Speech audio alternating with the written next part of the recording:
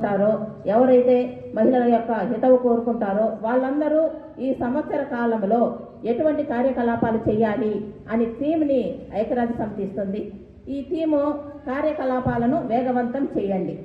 అంటే గత 3 సంవత్సరాలుగా జెండర్ ఈక్వాలిటీ మీద థీమ్ అనేది ఇచ్చింది. ఆ జెండర్ ఈక్వాలిటీ సాధించడంలో ఇంకా సాధిస్తూనే ఉన్నాము. జెండర్ ఈక్వాలిటీ అంటే స్త్రీ పురుషుల సమానత్వం. ఆ సమానత్వం మీద గత కొన్ని సంవత్సరాలుగా పనిచేస్తూనే ఉన్నాము. ఇంకా చేయవలసిన అవసరం ఉంది. దానికోసం చేయవలసిన కార్యకలాపాలను వేగవంతం చేయండి అని ఐక్యరాజ్య సమితి సూచించడం జరిగింది.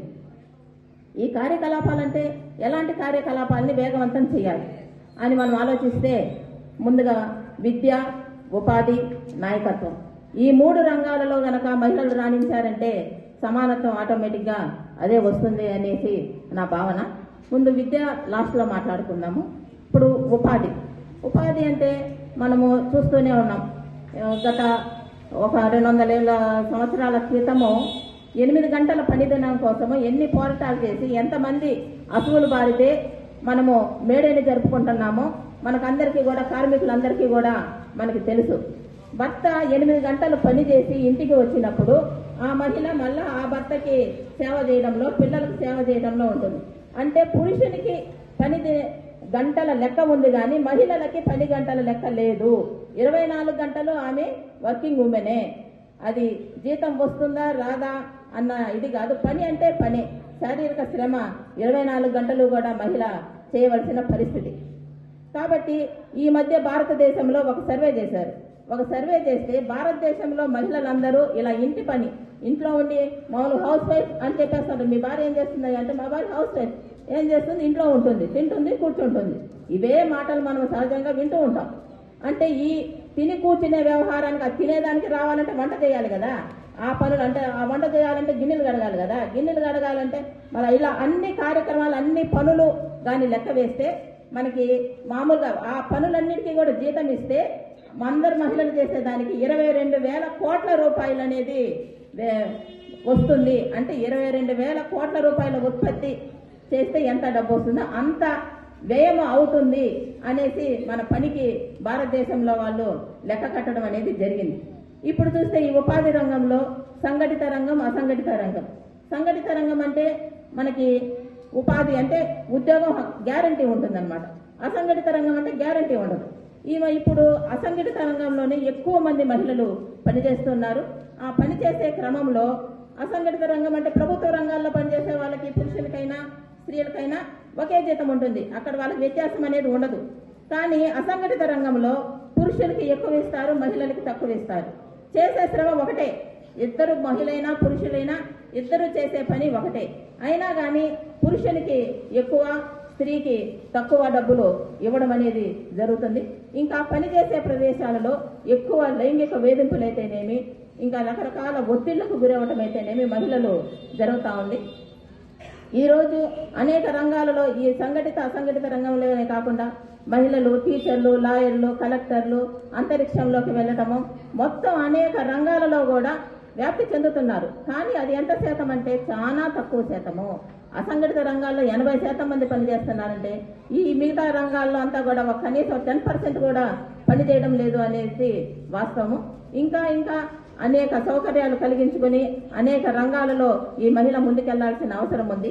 ఈ అసంఘటిత రంగంలో పనిచేసే మహిళలకి ఇవాళ ఎన్ని వేధింపులు చేస్తున్నా వాళ్ళు రేపొద్దున ఉద్యోగం ఉంటుందా లేదా అన్న ఒక అభద్రతా భావం. ఈ అభద్రతా భావము, ఇంట్లో టెన్షన్స్, భర్త జీతం తీసుకొని వస్తే భర్త సగం లాక్కొని వ్యసనాలకి గురైపోవడం, రేపొద్దున జీవితం ఎట్లా, ఈ పిల్లల భవిష్యత్తు ఎట్లా అన్న ఆలోచనలతోటి, టెన్షన్లతోటి ఎక్కువగా మహిళ అనారోగ్యానికి గురవడం అనేది జరుగుతూ ఉంది. కాబట్టి వీటన్నింటినీ అధిగమించాల్సిన అవసరము ఎంతైనా ఉంది. తర్వాత నాయకత్వం అనేసరికి ఈ మధ్య ఇప్పుడు మనము ఎలక్షన్స్లో కొంతమంది సర్పంచులుగా, ఎంపీటీసీగా, జెడ్పీటీసీలుగా గెలుస్తున్నారు. కానీ అక్కడ అధికారం ఎవరు చెలాయిస్తున్నారు? మళ్ళా భర్తే వచ్చి కూర్చుంటాడు. జెడ్పీటీసీ అయినా ఎంపీటీసీ అయినా ఆ భర్తే అధికారాలు నిర్ణయిస్తూ ఉంటారు.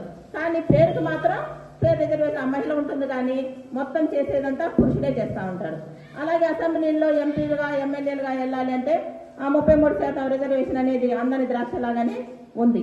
కాబట్టి ఆ 33% రిజర్వేషన్ అన్న త్వరగా వస్తే కొంతమంది అన్న మహిళలు ఎమ్మెల్యేలుగా రాజకీయ రంగంలోకి వచ్చి మన గురించి మాట్లాడేదానికి బాగుంటుంది. కాబట్టి ఆ రకంగా నాయకత్వ స్థానంలో ఈ మధ్య ఇప్పుడు ఎక్కువ మంది మహిళలు అనేది రావడంలా, అంటే ఒక ఎమ్మెల్యేలు ఎంపీలుగానే కాదు, ఒక లీడర్షిప్ క్వాలిటీ అనేది మహిళలు ముందుకు రాలేని పరిస్థితిలో ఉంది. అది ఎందుకంటే దానికి సమాజమే కారణం అని అంటారు. ఎందుకంటే మనం మొదటి నుంచి చిన్నప్పటి నుంచి ఏం చెప్తాము, ఏమన్నా అన్న అబ్బాయి అమ్మాయి ఇంట్లో గొడవ పడతా అంటే ఏమి అబ్బాయితో వాడితో గొడవ ఏంది నీకు, వాడు చెప్పినట్టు విను అని మనమే చెప్తాం. అలాగే అబ్బాయి ఏమి నువ్వు మగాడిలాగా ఆ వ్యవహారాలు ఏంది అని మాట్లాడుతూ ఉంటాం. అలాగే ఇప్పుడు కూడా చాలామంది ఇంట్లో భార్య భర్త ఉంటే అత్తామామలు ఉంటే మామగారి ముందు కోడలు కూర్చోరు. ఇప్పుడు కూడా సాంప్రదాయము కొనసాగుతానే ఉంది. అంటే సమానంగా కూర్చునే హక్కు కూడా మహిళకి లేని పరిస్థితి సమాజంలో. ఇంకా నిర్ణయాలు తీసుకునే పరిస్థితి వస్తే ఇంట్లో భర్తదే నిర్ణయం జరుగుతుంది. అంటే నిర్ణయాలు అంటే మనం మొదటి నుంచి ఏంటంటే వాళ్ళపైన డిపెండెన్స్ అలవాటు పడిపోయాము.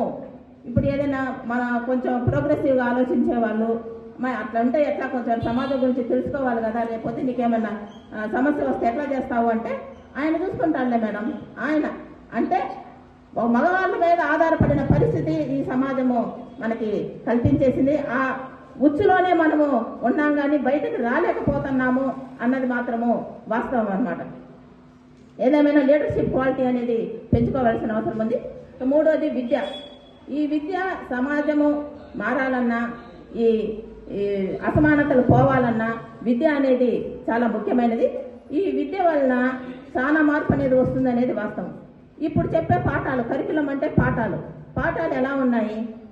ఎలా ఉన్నాయంటే పురుషాధిక్యతలోనే ఉంది. అబ్బాయి తన ఇంట్లో ఒక ఫ్యామిలీ పిక్చర్ ఉంటుంది, నాన్నేమో చక్కగా పేపర్ చదువుతూ ఉంటాడు, అమ్మ ఏమో వంటగదిలో వంట చేస్తూ ఉంటుంది, అమ్మాయి ఏమో అమ్మకు సహాయం చేస్తూ ఉంటుంది, అబ్బాయి ఏమో ఇంటి బయట ఆడుకుంటూ ఉంటాడు. ఇలాంటి పిక్చర్స్ మా సిలబస్లో ఉన్నాయి.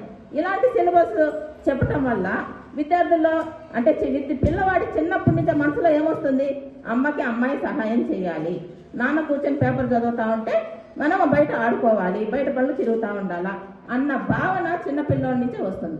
ఇది మారాలి, కరికులం మారాలి, పాఠాలు మారాలి. పాఠాలు చిన్నప్పటి నుంచి ఎల్కేజీ, యూకేజీ, ఫస్ట్ క్లాస్ వాడి పిక్చర్ రీడింగ్ ఉంటుంది. అక్కడ బొమ్మలు ఏముండాలా, ఇద్దరు ఇంట్లో పనులు షేరింగ్ చేసుకుంటున్నట్టు, భర్త అయినా భార్య అయినా ఇద్దరు పనులు షేరింగ్ చేసుకుంటున్నట్టు. ఈ పిల్లలిద్దరు కూడా కాసేపు ఆడుకోవడము, కాసేపు చదువుకోవడము, ఇంట్లో ఉండే మామయ్య కానీ అత్తయ్య కానీ వాళ్ళు పనులు వీళ్ళకి సహాయం చేయడం కానీ అలాంటి పిక్చర్స్ మనకి ఉంటే పిల్లల్లో భావన అనేది మారుతుంది.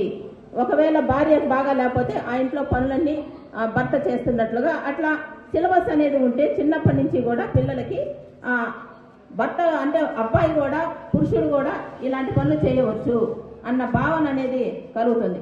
ఎప్పుడైనా మేము స్కూల్లో మాట్లాడేటప్పుడు మీ నాన్న వంట చేస్తాడా అని అడిగితే నాన్న ఎక్కడైనా చేస్తాడా మేడం వంట, మా అమ్మే చేస్తుంది అని చెప్తారు. నిన్న ఒక పాఠం చెప్తా, లెసన్లో పెయింట్ వేయటం అంటే లెక్క చదువుతా ఉన్నాను, ఒక మహిళ 70 లీటర్ల పెయింట్ కొని సున్నం వేస్తా ఉంది అని ఉంటే వెంటనే 5వ తరగతి అబ్బాయి, మేడం ఆడవాళ్ళు ఎక్కడైనా పెయింటింగ్ మేము చేస్తారా మేడం అనేసి వెంటనే అడిగేశాడు అబ్బాయి. లేదా నేను అంతా ఆడపిల్లలు చేస్తాను, నువ్వు చూడలేదా, మేము చాలాసార్లు చూసాంలేని అమ్మాయి. అంటే వాళ్ళ భావన అనేది పిల్లల్లో చిన్నప్పటి నుంచే చాలా బాగా వాళ్ళు అబ్జర్వ్ అనేది చేస్తూ ఉంటారు. ఆ అబ్జర్వ్ చేసే క్రమంలో వాళ్ళకు మంచి పనులు మనము పెట్టాలి తప్పితే అలా సమాజంలో అనాదిగా వస్తున్న వాటిని నూరిపోయకూడదు అని మనము ఆలోచన చేయాలి. ఇంకా ఈ సమాజంలో పాత్రలో ముఖ్యంగా మహిళలదే మనకి ఇంపార్టెంట్. ఎందుకంటే ఇంట్లో తల్లి పెంపకమే బిడ్డకి మనకు వస్తుంది. మగ పిల్లలైనా ఆడపిల్లలైనా ఒకేలాగా పెంచాలి అనేది మనం ఫస్ట్ మారాలా. మనం చాలాసార్లు అనుకుంటూ ఉంటాం, ప్రతి సంవత్సరం జరిగేదేమో అంతర్జాతీయ మహిళా దినోత్సవము, మహిళల యొక్క సమానతలు అన్నీ మాట్లాడుకునేదే, మాకు పనిచేసే ప్రదేశంలో కానీ ఎక్కడా కానీ మాకు కొంచెం కూడా మారలేదు అనేసి అనుకుంటూ ఉంటాం. కానీ సమాజంలో మార్పు అనేది ఒక రోజులోనో, ఒక నెలలోనో, ఒక సంవత్సరంలోనో వచ్చేది కాదు. ఇది కొన్ని సంవత్సరాలు, కొన్ని తరాలు జరగాల్సిందే. ఇప్పుడు మనం చదువుకున్నాం బాల్య వివాహాలు కానీ, సతీ సహగమనం కానీ, అవన్నీ కూడా మనం చదువుకున్నాం. అవన్నీ ఇప్పుడు మనం చూస్తున్నామా? లేవు. కాబట్టి అవి పోవాలంటే కొన్ని వందల సంవత్సరాల పోరాటము జరిగింది. కాబట్టి ఈ సమాజంలో మార్పు, ఈ జెండర్ ఈక్వాలిటీ అనేది కూడా సాధించాలి అంటే చాలా సంవత్సరాలు పడుతుంది. కాబట్టి దీనికోసము మహిళలందరినీ చైతన్యవంతం చేసే పనులు ఐద్వా ముఖ్యంగా ముందుండి చేస్తుంది. అలాగే అసంఘటిత రంగంలో సిఐటియు వాళ్ళ యొక్క హక్కుల కోసము అన్నిటి కోసము పోరాడుతూ ఉంటుంది. ఉపాధ్యాయ రంగంలో మహిళల యొక్క హక్కుల కోసము రాష్ట్రంలో యూడిఎఫ్ అలాగే దేశంలో ఎస్టీఎఫ్ఐ పోరాడుతూ ఉన్నారు. అందరూ కలిసి మనం చేసేది పోరాడేది ఏంటంటే మహిళల యొక్క సమానత్వము. సాయి చెప్పినట్లు ఈ మీటింగ్కి పురుషులు ఎక్కువగా రావడం అనేది మంచిది. నేను ఎప్పుడు చెప్తూ ఉంటాను, పురుషులు ఎక్కువగా రావాలి. ఎందుకంటే ఇంట్లో భార్యాభర్త ఇద్దరు మాట్లాడుకొని పనులు షేరింగ్ అయితేనేమి ఏవైతేనేమి ఇద్దరు చేసిన రోజునే కుటుంబం మారుతుంది, తద్వారా ఈ సమాజం మారుతుంది. కాబట్టి మనం అందరం చైతన్యవంతులమయ్యి రాబో కాలంలో మన వంతు కృషి మనం చేసి జెండర్ ఈక్వాలిటీకి కృషి చేయాలని కోరుకుంటూ నాకు ఈ అవకాశం ఇచ్చిన దానికి ధన్యవాదాలు. ఇంకొక విషయం, ఈ సభ ద్వారా మనకి ప్రభుత్వాలు ఇప్పుడు కొత్తగా చెప్తా ఉన్నాయి. ఏం చెప్తా ఉన్నాయి? మనకి ఎంపీ సీట్లు తగ్గిపోతా ఉన్నాయి, పిల్లల్ని కనండి అని మనల్ని చెప్తా ఉన్నారు. నేను ప్రభుత్వాన్ని ఒకటే అడుగుతున్నాను, ఈ పిల్లల్ని కంటం వల్ల కుటుంబంలో భారం పెరుగుతుంది. ఆ పిల్లవాడికి అయ్యే ఖర్చు, చదువుకు కానీ ఆరోగ్యానికి కానీ మొత్తం ఖర్చు ఎన్ని లక్షలు మీరు బిడ్డ పేరిట వేస్తారు, ఎంత డబ్బు వేస్తే ఆ కుటుంబం నడుస్తుంది, అది చెబితే పిల్లలు కనాలా లేదా అనేది ఒక మహిళ నిర్ణయించుకుంటుంది అనేసి తెలియజేస్తున్నాను. Thank you.